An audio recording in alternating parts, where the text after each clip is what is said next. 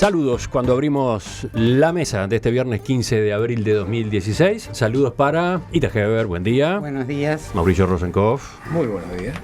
Gonzalo Pérez del Castillo. Muy buen día. Y Óscar Sarlo, que sigue acompañándonos por unos días como invitado. Buen día, Óscar. Buenos días, ¿qué tal? Tenemos un par de temas bien distintos para nuestra conversación de esta mañana. Empecemos por el lado de la política, o de la justicia y la política. El martes la Suprema Corte de Justicia declaró inconstitucional el artículo 143 de la Ley de Medios que regula la forma como debe repartirse los espacios gratuitos destinados a publicidad electoral en radio y televisión. ¿Qué es lo que dice ese artículo ahora impugnado? En los casos de elecciones nacionales y elecciones legislativas complementarias, los espacios gratuitos serán distribuidos entre los lemas de la siguiente manera. 20% se repartirá en partes iguales entre todos los lemas que se presentan a la elección y 80% se repartirá en proporción directa a los votos obtenidos por cada lema en las elecciones nacionales inmediatamente anteriores. La Suprema Corte entendió que esta modalidad violenta los principios constitucionales de igualdad y de proporcionalidad. Ojo, por ahora sigue vigente el artículo anterior, el 142, que es cuestionado en otras acciones de inconstitucionalidad, no en esta. El 142 es el que introduce que habrá publicidad gratuita para los partidos políticos en época de campaña electoral. Entonces, la pregunta que queda a partir de la caída del artículo 143 es, ¿qué piensan ustedes? ¿Cómo debería asignarse esos espacios entre los partidos políticos? Ita quiere empezar. Sí.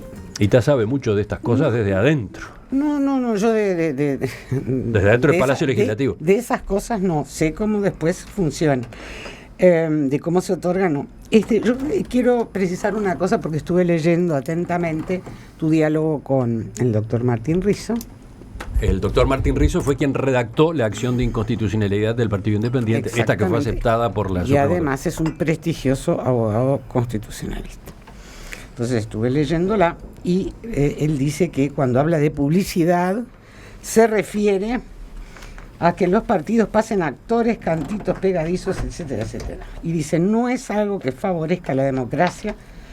Lo que sí la favorece es algo que a veces los partidos políticos no usan, que es disponer de 20, 30 minutos en cada uno de los medios para que vayan los candidatos y realmente informen a la gente. Sí, él estaba preocupado porque la discusión se planteara a propósito de espacio para difundir los avisos que vemos en todas las campañas. Los jingles, vamos a decirle por alguna, decirle una cosa sencilla, para sí, que la digamos, gente entienda esas piezas creadas por agencias de publicidad, etcétera, que tienen jingles, pero tienen mucho trabajo visual y que de algún modo se alejan de la sustancia o pueden alejarse de la sustancia de lo que está proponiendo un candidato, ¿no? Por eso mismo yo sé que va a ser una cosa media extraña, pero yo pienso que no debería haber tranquilamente esa publicidad, no debería existir. No se debería permitir, no se debería dar ningún dinero. ¿Cuál de esas? La publicidad, estoy hablando de la publicidad que acaba de decir, que acaba de relatar Emiliano. O sea, lo que decimos, sí, nosotros decimos propaganda, los cantitos, que además normalmente son horrorosos, y después la gente lo sigue tarareando encima, entonces es una cruz.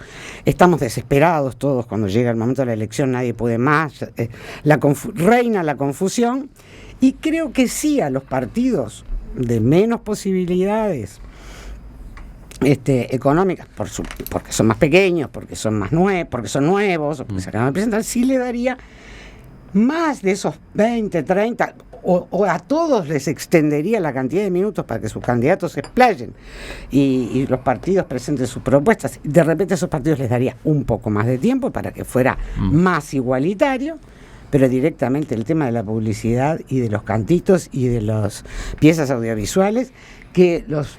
O sea, que tú dices que para difundir piezas publicitarias, para difundir jingles, tú no darías espacio gratuito en los medios. Sí, para que sea más igualitario a los partidos más pequeños que tienen menos posibilidades económicas, sí le daría más tiempo para que sus candidatos estén más en programas de radio, de televisión, y puedan exponer mejor lo que piensan.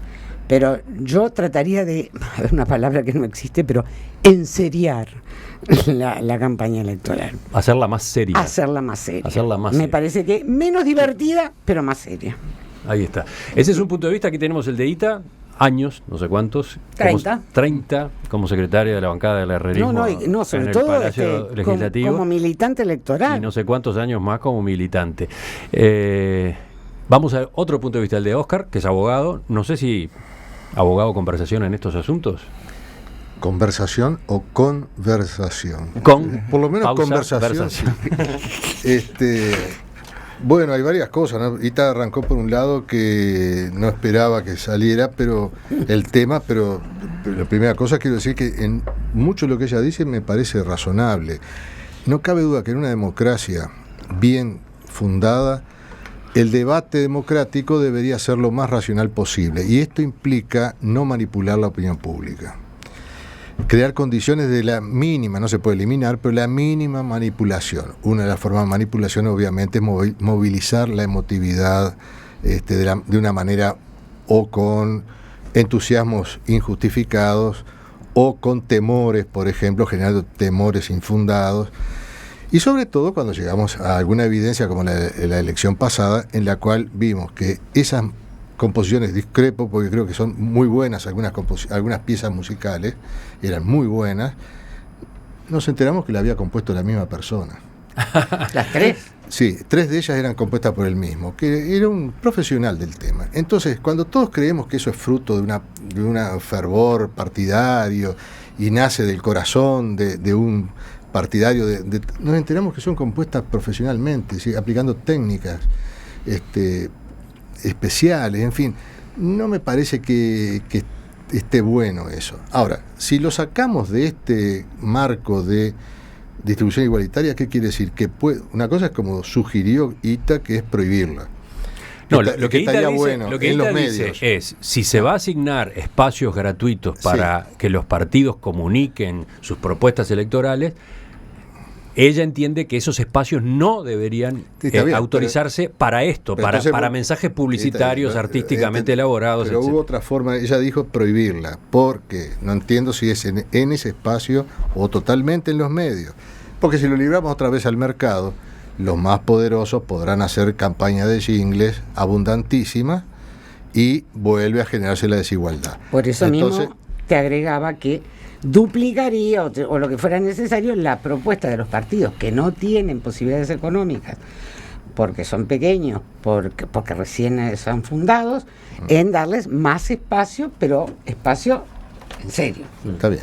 Eso ya sería para hablar otra ley, una nueva ley. Yo no sé, no quiero abusar en esta primera intervención, pero me gustaría hablar del problema en general de la inconstitucionalidad y de cómo salir de esta situación, que me parece que no es el mejor escenario, porque si bien fue un triunfo, y felicito la inteligencia del profesor Martín Rizo, que lo planteó de una manera muy hábil al recurso, a la acción, pero me parece que de todas maneras esto nos pone en una situación de cierta inseguridad de cómo sigue esta historia, entonces voy a hablar de eso después. Recordemos, la ley lo que establecía era que un 80% de ese tiempo gratuito para publicidad electoral se iba a distribuir entre los partidos de acuerdo a la votación obtenida en la elección anterior. Según el Partido Independiente, bueno, y según otros protagonistas políticos, de esa forma se estaba privilegiando en cualquier momento al que en ese momento fuera el partido de gobierno, al partido que hubiera obtenido la mayoría en la elección anterior, y por lo tanto se estaban dando condiciones desiguales. ¿Qué otra alternativa hay, Gonzalo? Bueno, yo creo que yo hubiera arrancado esto por una cosa más general, ¿no? Que es cómo, aparte del hecho de que puedo compartir lo que dice Ita sobre la calidad de la propaganda electoral, que yo creo que es deja mucho que desear. En el Uruguay, sobre todo, porque incluso en el Uruguay no hay debates políticos. Exacto. Entonces hay mucho que mejorar en ese aspecto. Yo creo que hay una pregunta anterior a todo esto, que es cómo se debe financiar las campañas políticas. ¿Cómo se deben financiar los partidos políticos? Porque, como decía Daniel Sobato, la democracia no tiene precio, pero sí tiene un costo, y ese costo alguien tiene que pagarlo. Ahora, esto que estaba metido así como escondido en una ley que supuestamente era de medios y que daba 80% de la publicidad en televisión a los partidos según lo que habían sacado en la elección anterior, creaba una enorme distorsión. ¿Por qué? Porque en un estudio de IDEA, financiado por la OEA, salió que las campañas electorales en América Latina, más del 50% de los recursos se gastan en los medios. En algunos países llega hasta casi el 70%. Y eso, lo que se lleva más de todo eso es la televisión. Entonces, lo que estábamos diciendo aquí era cómo estamos financiando esas campañas electorales. ¿Cuál es el mecanismo de financiar las campañas electorales? Ahora, acá tenemos un problema todo, y no es solamente América Latina, sino todo el mundo. Si tú le preguntas a la población, ¿hay que darle plata a los políticos? La población normalmente te contesta que no, que la plata tiene que ir para los hospitales, para las escuelas, para cualquier, menos para los políticos. A los políticos no hay que darle plata. Pero darle plata a los partidos políticos es fundamental, porque la política necesita de dinero, y aquí pueden pasar dos cosas: o el sistema político y el sistema democrático controla el dinero que entra, o el dinero controla el sistema democrático. Esas son las dos posibilidades que hay. Entonces, esto que estaba por pasar era verdaderamente una maniobra para tratar de capitalizar el 80% de los recursos que iban a ir, y como ya hemos visto anteriormente, es muy importante del costo total de la campaña electoral, iba a ser absorbido por aquellos partidos que, según proporción, como habían votado en la elección anterior 5 años antes. Ahora, hay un criterio justo para esto. Es bueno. Ojo, estos son los espacios gratuitos que se están introduciendo con esta ley. Sí. Y que está bien, porque digo, es muy importante. El asunto es cómo se distribuían esos espacios. ¿Cómo se distribuye? Bueno, te voy a decir, en la mayor parte de los países latinoamericanos se distribuye 50% proporcional y 50% equitativo. En algunos países, en Argentina creo que es 60 proporcional y 40. Y el que distribuye más proporcional es Brasil, creo que distribuye 70-30, es decir, 70 proporcional según la elección anterior y 30 equitativo entre todos los partidos. Yo creo que... De todos modos, entonces, igual se beneficia... Claro, ninguno 80-20.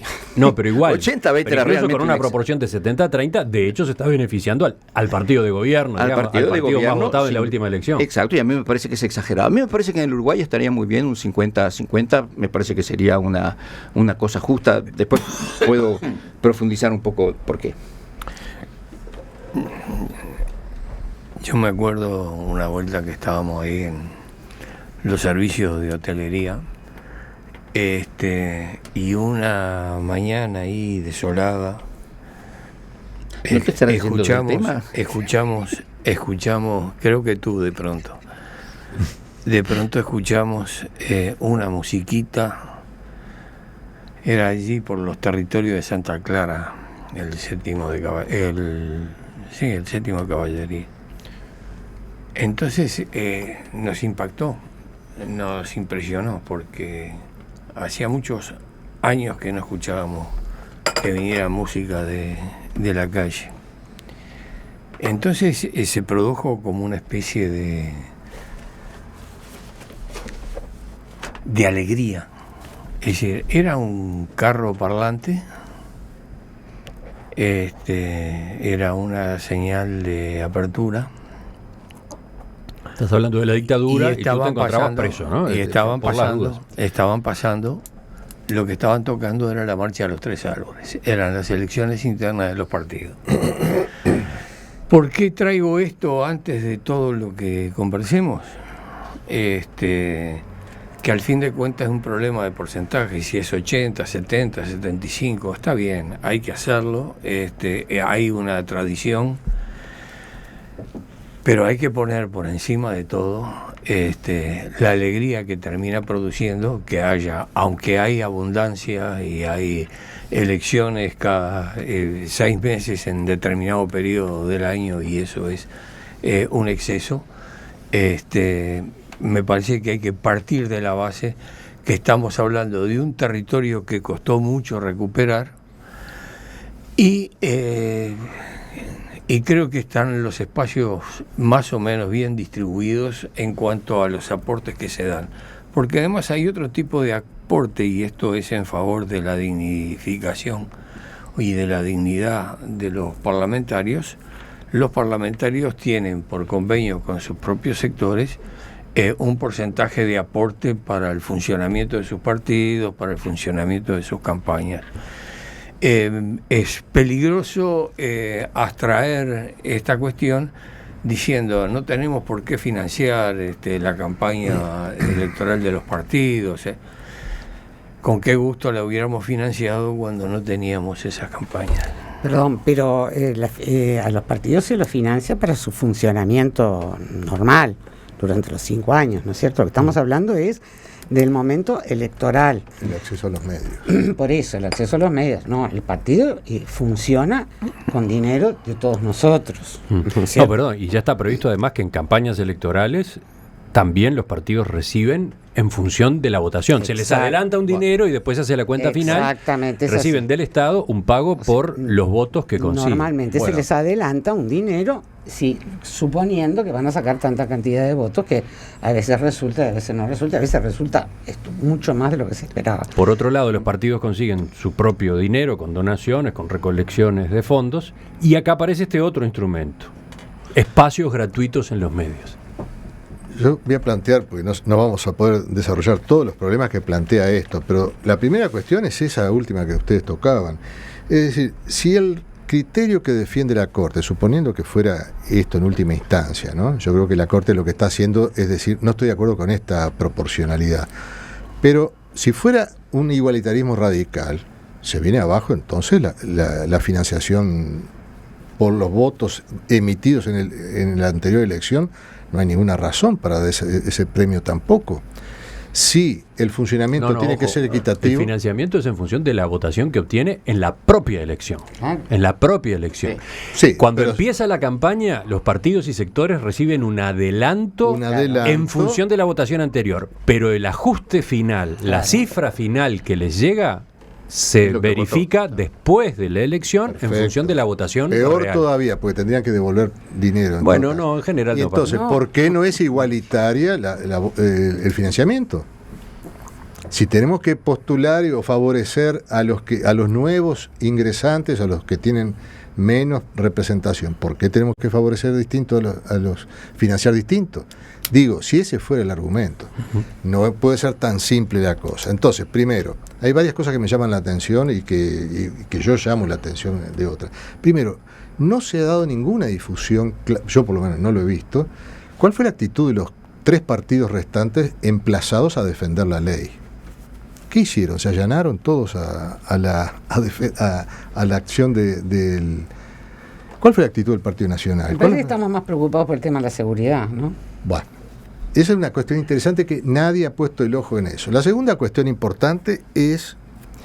Hay algunos meandros técnicos que Martín Rizzo los pone muy de manifiesto, pero hay otro que queda ahí medio soslayado, que es que nos estamos introduciendo de a poco en una práctica de la inconstitucionalidad que no es la que el sistema político ha diseñado en las instancias constituyentes.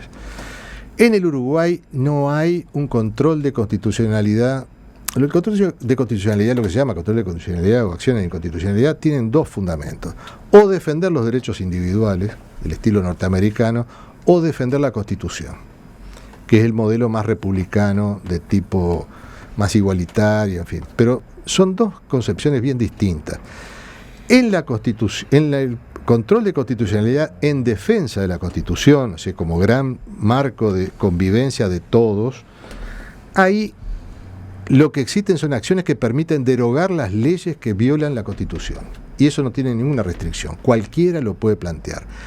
En el Uruguay, desde 1934, el sistema político, y nunca se volvió a discutir este tema, no quiso que hubiera control de la defensa de la Constitución, sino simplemente un control de aplicabilidad de la ley en algunas circunstancias de quien lo planteara. Esto tenía restricciones. el daño tenía que ser inmediato, tendría que ser directo, una legitimación especial, no cualquiera lo puede plantear, etcétera, etcétera. Con lo cual, esto lleva aparejado que si la ley es inconstitucional para quien lo plantea, sigue igual vigente para los demás. Acá un planteamiento muy hábil permitió hacerla prácticamente una derogación. Pero eso no es lo que quiere la Constitución. Entonces acá tenemos, y lo señala muy bien Manrique, el doctor Pérez Manrique, en La Discordia, dice, estamos por primera vez declarando inconstitucional una ley que no se ha aplicado. Entonces acá hay un avance judicial sobre lo que era la Constitución en virtud de otras cuestiones. Esto es lo que tendría que advertirse, y yo no digo que estoy en desacuerdo con eso, digo, estamos entrando en otro mundo sin haberlo discutido públicamente.